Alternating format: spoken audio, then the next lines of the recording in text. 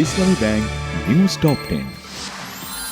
জনগণের সমর্থন নিয়ে দেশকে সামনের দিকে নিয়ে যাবে বিএনপি বলেছেন প্রধানমন্ত্রী তারেক রহমান। বরিশালের গৌর নদীর সমাবেশে বললেন, সব ধর্মের মানুষকে নিয়ে দেশ পুনর্গঠন করা হবে।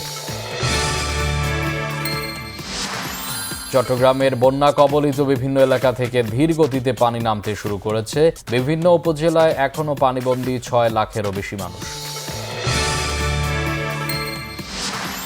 কোটি কোটি টাকার প্রকল্প, ড্রেন পরিষ্কার ও খালের সীমানা নির্ধারণে নানা উদ্যোগ নিলেও জলাবদ্ধতা থেকে নিস্তার মিলছে না ঢাকাবাসীর। বৃষ্টি হলেই তলিয়ে যায় বিভিন্ন এলাকা।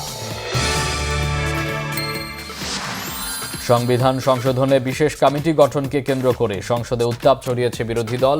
স্বরাষ্ট্রমন্ত্রী সালাউদ্দিন আহমদকে সভাপতি করে 12 সদস্যের কমিটি গঠনের প্রস্তাব প্রত্যাখ্যান করে সংসদ থেকে ওয়াকআউট।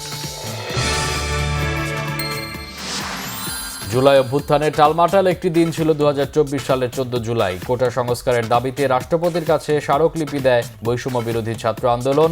আন্দোলনকারীদের রাজাকারের বাচ্চা বলে মন্তব্য করেন শেখ হাসিনা। শেখ হাসিনা ভারত বা বাংলাদেশ যেখানেই আত্মসমর্পণ করুক না কেন, তাকে আগে জেলে যেতে হবে বলেছেন পররাষ্ট্র প্রতিমন্ত্রী শামা ওবায়দ। কাতারের আমির শেখ হামাদ বিন খলিফা আল থানির মৃত্যুতে বাংলাদেশ সরকারের পক্ষ থেকে শোক বইয়ে স্বাক্ষর করেছেন এলজিআরডি মন্ত্রী মির্জা ফখরুল ইসলাম আলমগীর। ইরানের সর্বোচ্চ ধর্মীয় নেতা আয়াতুল্লাহ আলী খামেনিকে হত্যার বদলা নেয়ার অস্বীকার করেছে দেশটির বর্তমান সর্বোচ্চ নেতা এবং খামেনির পুত্র মুস্তফা খামেনি। হিট লিস্টে ট্রাম্প, নেতানিয়াহু সহ 13 বিদেশি নেতা। আজ রাতে শুরু হচ্ছে বিশ্বকাপের ফাইনালে ওঠার লড়াই। সেমিফাইনালের প্রথম ম্যাচে মুখোমুখি হতে যাচ্ছে ইউরোপের 2 ফুটবল পরাশক্তি ফ্রান্স ও স্পেন।